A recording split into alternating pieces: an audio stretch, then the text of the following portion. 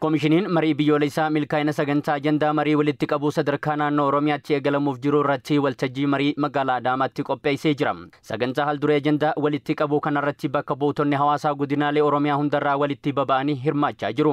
Komishinarri komishinii marii biyyoolessaa Ambaasaadar Mohammud Diriir sagantaa kanarratti akka himanitti biyyattiitti waldhabdeewwan kamiyyuu mul'atan mariin akka furamanii fi komishinichi kutannoodhaan kan hojjetu ta'uu ibsanii jiru.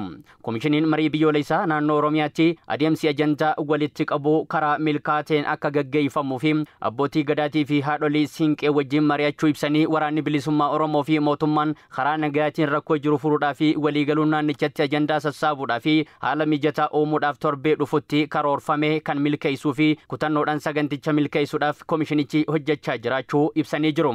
Akka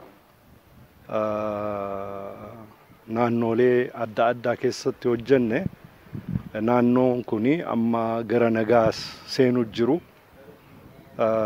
Obboleewwan keenya kan sibiila fuudhanii bosona keessa seenan gara qa'ee isaanii gara uummata isaanii deebi'u jiran.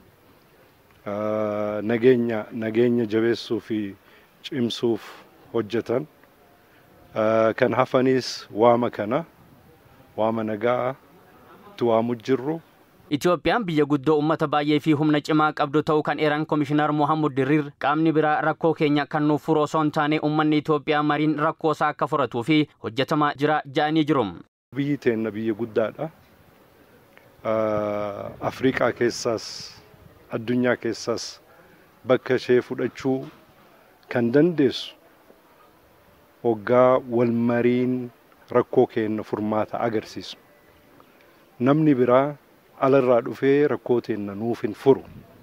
Nuutu furmaata agarsiisuu dandeenya. Komishinar Mohammud Diriir itti dabaluudhaan naannoo Oromiyaa godinaalee adda addaarraa kutaaleen hawaasaa bakka bu'anii fi filataman kanneen 7,000 ta'anii waltajjii magaalaa Adaamaatti qophaa'e kanarratti qooda fudhachuu ibsanii jiru.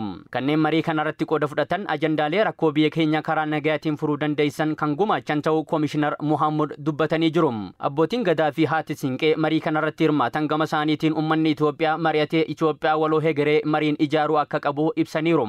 Yaada bilchaataa, yaada dhalootaaf darbu, yaada biyya ijaaru, yaada biyyarra darbeellee addunyaa faana Itoophiyaa jiraachisuu danda'u.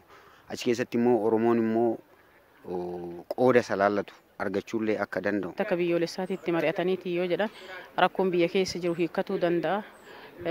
Yoo rakkoon biyya keessa jiru hiikkate biyyi nagaa taate keessattuu nu haawwotiin haadha siinqee taate haawwotimmaan hundi haadha biyya tana. Haati biyyan balleessitu, haati biyya ijaarti. Marii biyyoolessaa jechuun marii qabeenya guddaa sirna gadaa yookiin aadaa Oromoo sirna gadaa keessatti waa mari'achuun Oromoo mammaakeeti warri mari'ate jibicha gurguree warri mari'anne raata gurguree jechuun maaliif waan bu'aa qabu keessa mari'atanii kana bu'aa nuu qaba jechuudha. Komishiniin marii biyyoolessaa naannoo Oromiyaatti adeemsa ajandaa walitti qabuu muddee 7 bara 2017 irraa eegalee gaggeessuudhaa fi qophiin taasifamuu odeeffannoon komishinii marii biyyoolessaa irraa argame ni ifoomsa.